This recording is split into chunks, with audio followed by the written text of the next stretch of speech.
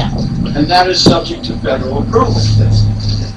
And so that was the end of it on their end. But while I got to thinking about Section 28.2 in that treaty. And I believe that when the United States signed that treaty, they approved industrial hemp. And so that signature of the Civil Convention Treaty constitutes approval of industrial hemp in the United States.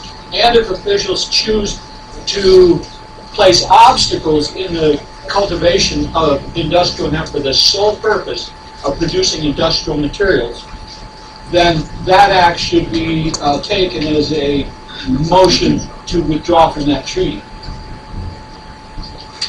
Well, I'm not an attorney, but I mean, I don't. Run that past your. I will absolutely do that. I would note though that if that's true, it conflicts with other federal laws, which. Well, okay. The other thing is that how many here have read the Constitution? There's a few of us here. Not the state one. Provisions of the Constitution. I thought it was alarming the first time I encountered it. It said that there are two things that limit the laws that can be enforced in the United States: the U.S. Constitution and international treaty obligations. And so I thought that was rather outstanding that a treaty could have the standing of the Constitution in limiting the laws that can be enforced. You know, so that it's an interesting argument. I will bring that to Jared and to his advisor, his legislative advisors, and see what they say. I've never heard that before. Withdrawing from that convention, I'd love to have somebody spearhead the withdrawal from it, but I believe that there's a lot of what administration likes. You know, a lot of what the government officials and law enforcement likes is in that treaty. And so I think they'd be better off just leaving it in place. But perhaps we should consider withdrawing from that treaty. I want to thank all of you for helping me to police and self-policing. I really appreciate it. Thank you very much. And you do have one of your members upstairs taking care of the entrance too. And I just want to say how much I appreciate it. Thank you very much. Thank you. You're welcome. I'm going to take your question. Can I just quickly sort of address that? Yeah. Doss, that's exactly why I want to put together this group to address the seed issue, because there are some bigger issues. And you're actually talking about why I came up with the initial bill in the first place. So if you guys are interested in that conversation, I'm happy to have that conversation with coffee. Or lunch, or a couple days. Or hemp coffee. Okay, I'm going to take the question from the gentleman in the black jacket, and then in the red, and then in the blue. Ben, okay.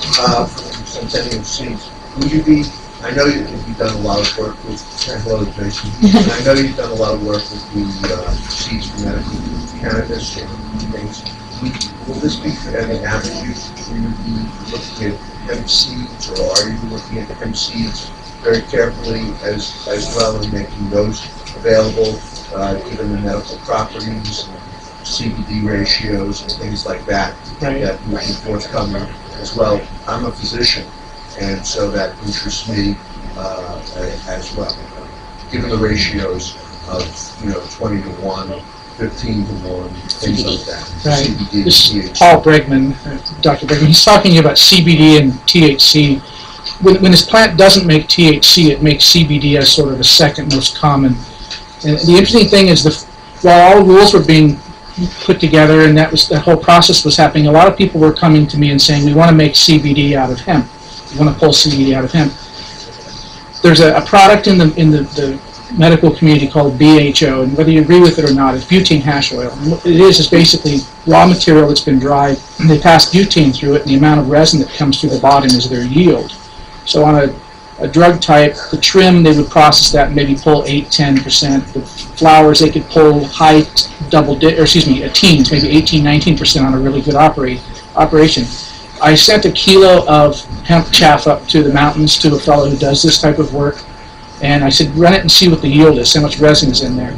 And he came back with a number of 0.97, and I thought he meant 9.7%, and he meant 0.97. So these industrial types are different from the drug resin types in that they're very dry. The amount of total resin in the plants is, in this case, less than 1%. So they've been bred to be drier and have less of that exudate than the resin type. So I don't know if hemp is the actual path to extracting CBD from the crop. But on the other hand, and I'll make this short, there are varieties out there of marijuana that are sold as marijuana and used for different processes of producing CBD, where the total THC is less than 0.3. And according to the statute, that material is industrial hemp.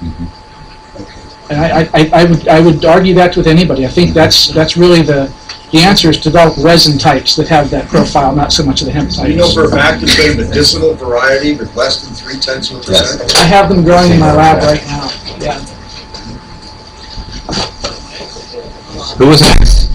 I have a question. And it's I think it was Red Shirt, yeah. Yeah, I'm Philip, and I'm interested in the logistics of getting the plant to the processor. Are the permits are going to come out in March, correct? Correct.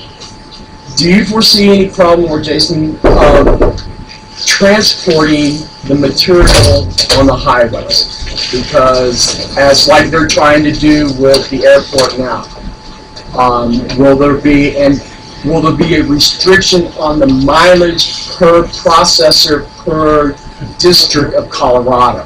So to answer your question, currently there are no restrictions that we are aware of to transport this product, because you have to understand that our inspectors, when they come in and take samples of your crop, are also going to be transporting this. We cannot put it in FedEx. We cannot ship it in the mail. So we are going to be transporting it. And to be honest, there are no regulations, no requirements that processors register. So you're asking valid questions. I don't know the answer. We don't know of any restrictions. I don't know who was All next. right. Can I make one side note if that mentioned? Yeah. So I encourage you, please read the Industrial Hemp Bill, SB 12241, because the regulations are actually, if you will, in a box, and that box has a repeal clause to it that we wrote in.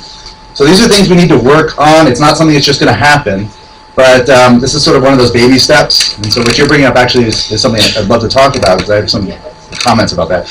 But on a bigger picture, all those regulations can go away when the federal government acknowledges industrial hemp, when the Ag Department in the state of Colorado recognizes that it's an a viable economic business. Only if the feds legalize it, we go away. Right. We don't deal with Yes. this. So really, basically, it's a sunset clause. So just kind of keep that in the periphery, but we need to still take the steps and work with Jared Polis's office and hopefully others that can support the federal acknowledgement of industrial hemp.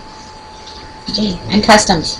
Oh, and Yes, customs, yes, yeah. sir. Is there anybody working on like trying to get a letter from the federal government coming in, like they look at marijuana, saying not to mess with it in the state here if people start planting? This actually ties into what I found in NAFTA. We haven't gotten any letters, but maybe we can get one from Jared. I don't think he'd write it though. Well, you wouldn't want it from Jared. You'd want it from the Drug Enforcement Agency. DEA or somebody else. The DEA. DOJ? Or the DOJ. Yeah, I mean, we could work on that. I mean, I don't know. I don't want to speak out of turn, but I don't think there's any serious risk of a crackdown on hemp I think it's from the federal accurate to say government. we never heard from the federal government during this process, did we? No, we No. didn't. However, I need to let you know that there's a lot of eyes Yeah. on this process. So you just need to know that. There are a lot of eyes. There's a lot of emails going back and forth. Like, do you know that this is going on? Do you know that's going on? There's a lot of eyes. Okay? Which is why we're working on federal legislation, because while there might not be a lot of risk with this administration and this Attorney General, that changes every 4 years. So, and somebody, as Jared is fond of saying, somebody could wake up on the wrong side of bed one morning and all of a sudden everything's different. So, yes, I mean, a letter would be non-binding for future administrations, so which is why we're working on a law. That's it after Carter's administration. Oh. Alrighty. Hold on, Laura. I'm gonna grab you in the back. I see with the purple jacket. You may have kind of answered this, but I'm just wondering, it's not courteous. So it is pretty realistic finding hemp strains that are within the 0.3% and that are good producing and offer all the qualities that are desired. It's a matter of selection. It takes time, but those Those strains exist all over Europe. The Russians have done more work than anyone. The Chinese are doing a tremendous amount of work, but I don't know that the Chinese have the 0.3 restriction on their cultivation or not. I don't know. But you're able to find it if you have strains that Right. are available right now. No, I won't have a single seed for sale in the 2014 crop for industrial hemp. I'm just not there yet. There are seeds for sale though currently through a hemp seed labeler that was granted that by the Department of Agriculture last Friday. So I know those seeds and those hemp plants are going for $10 each. And well, not today because we can't sell anything at the library, but that is what the plant looks like. The big plant in the corner, that is what the seeds that are available. Is that a real plant? Yes. Oh.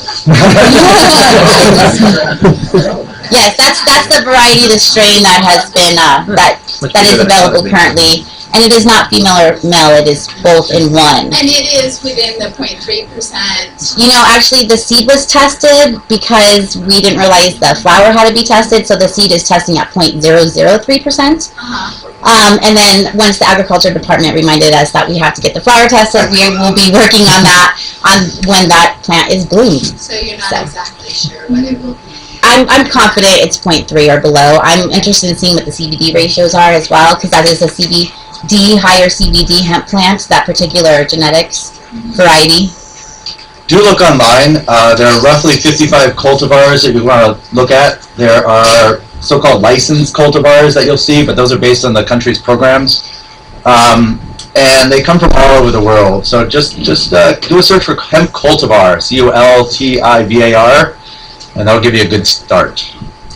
And you were saying that even some of the medical plant substance that you've tested has been under that